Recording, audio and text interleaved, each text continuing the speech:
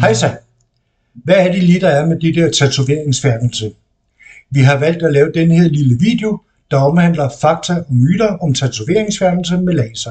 Hvad kan du forvente? Hvad kan du ikke forvente? Jeg prøver her at give et lille detaljeret overblik over behandlingen og branchen. Før vi går i gang, vil jeg lige præsentere mig selv. Mit navn er Bo Sørensen. Jeg er den daglige leder hos EBS Medical samt EBS Beauty Clinic. EBS Medical blev startet i 2016 med henblik på salg og service af laser og andet udstyr til klinikker og hospitaler. Vi har siden da solgt laser i hele Skandinavien. For mit eget vedkommende har jeg arbejdet med laser siden 1999, både som tekniker, men også som instruktør og sælger. Når man skal fjerne en tatovering, benytter man enten en nanolaser eller en picolaser. En god nanolaser har det, der hedder en pulsbredde på 5 nanosekunder, det vil sige et femtal med 8 nuller foran sekunder.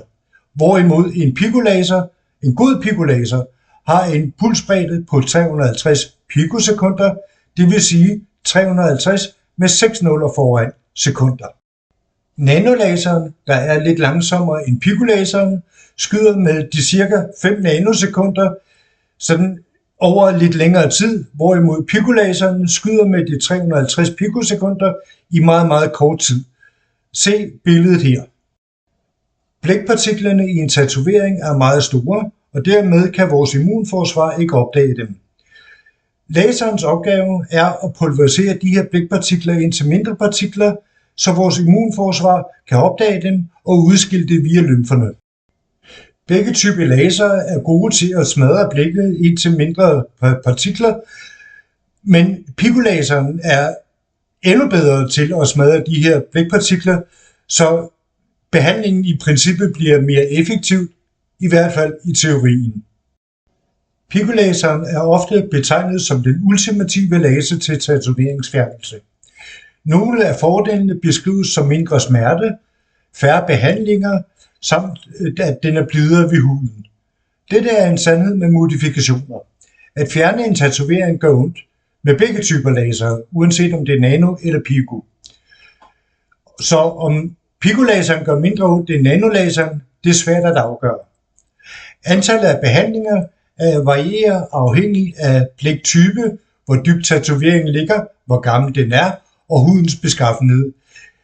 Derfor kan det ikke siges med sikkerhed, at picolaseren kræver færre behandlinger end nanolaseren, men i teorien burde det være sådan. Vi har udført tatoveringsfjernelse med både nano- og picolaser, og igennem årene har vi ikke kunnet se en signifikant forskel på de to lasertyper, hverken med hensyn til antallet af behandlinger, ej heller om den ene laser gør mere ondt end den anden. Men i teorien burde det være sådan, at picolaseren er lidt hurtigere, lidt bedre end nanolaseren. Men her snakker vi virkelig petitesser, og det er ikke noget, der egentlig har den store indvirkning på behandlingen eller antal behandlinger, du skal have. Mange klinikker, eller i hvert fald størsteparten af de klinikker, der fjerner tatoveringer, påstår, at de har den sidste nye laser med den sidste nye avancerede teknologi. Sandheden er rent faktisk, at selve picoteknologien, den har ikke rigtig været udviklet siden 2016-18 stykker. Hvis der har været nogle små udviklinger, er det virkelig små, der egentlig ikke har den store betydning for selve behandlingen og resultatet af behandlingen. De klinikker, der skriver, at de kan fjerne din tatovering 100%, lyver. Faktum er, at en tatoveringsfjernelse altid er en eksperimentel behandling, hvor man ikke ved det endelige resultat. Alle klinikker kan ligesom viske din tatovering lidt ud, men der er ingen, der kan garantere, at den kan fjernes 100%. De klinikker, der siger det, lyver. Lægemiddelstyrelsen anbefaler, at der går minimum 6 uger imellem hver behandling. Vi anbefaler et sted mellem 2 og 3 måneder mellem hver behandling. Det er den tid, lymfesystemet er om at komme af med alle affaldsstofferne. Hvis du behandles med picolaser, og din tatovering er meget mørk, og der er rigtig meget blæk i den, så anbefaler vi faktisk, at der går et sted mellem 5 til 6 måneder, før næste behandling udføres.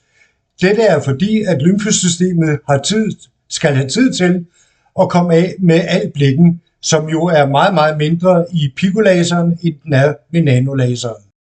En anden ting, der er rar at vide, det er, at selve resultatet af dine behandlinger kan du rent faktisk først se efter 1 til 2 år, da tatoveringen i tiden efter, du har stoppet din behandling, bliver ved med at falde langsomt.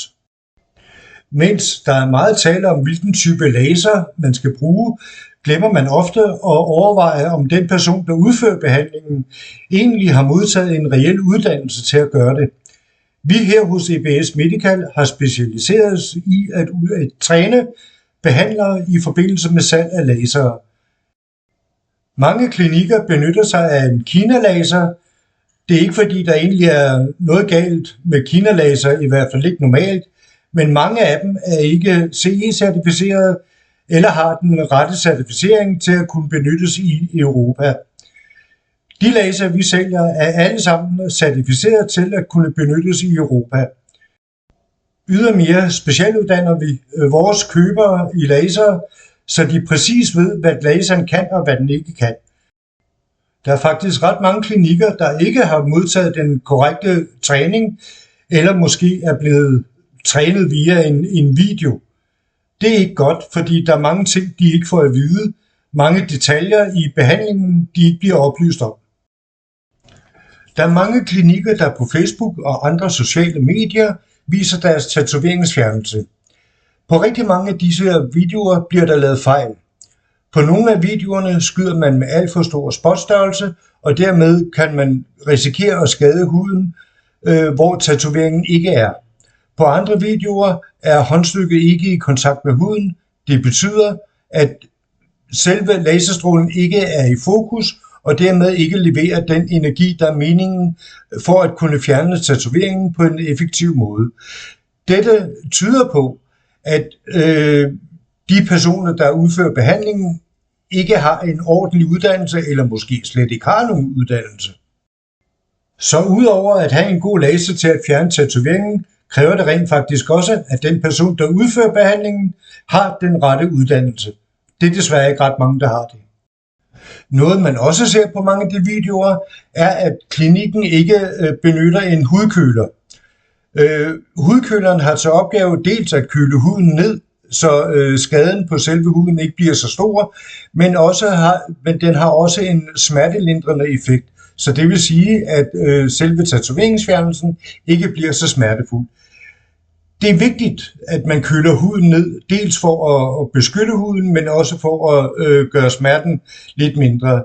Ydermere efter behandlingen er det også vigtigt, at man behandler med en creme, der er med til at hele huden. Vi bruger et snegleserum, som har vist sig at være en ganske effektiv creme til dette. Så hvis vi skal opsummere lidt, så er betydningen af, om hvorvidt der bliver brugt nano- eller picolaser, ikke af afgørende betydning. Du kan måske spare 1 eller 2 behandlinger på picolaseren, men igen afhænger det af den blæk, der bliver brugt, hvor kraftig den er lagt i huden, hudens beskaffenhed osv. Det vigtige er rent faktisk, at laseren er EU-certificeret, og at træneren, eller rettere sagt behandleren, har fået den rette uddannelse til at fjerne tatoveringer. Klinikker, der påstår, at de lover guld og grønne skove og kan fjerne tatoveringene på kun 5 behandlinger, og at de kan fjerne den 100%, kan du ikke helt stole på. Da igen, du aldrig nogensinde ved resultatet af den behandling, du går i gang med. Det vigtige er, at du kan have tillid til den behandler, du nu vælger til at udføre din tatoveringsfjernelse. Det var det, vi havde at sige. Vi håber, du blev lidt klogere på tatoveringsfjernelse. Ellers er I altid velkommen til at kontakte vores klinik og få gode råd. Ha' en fortsat god dag. Hej hej.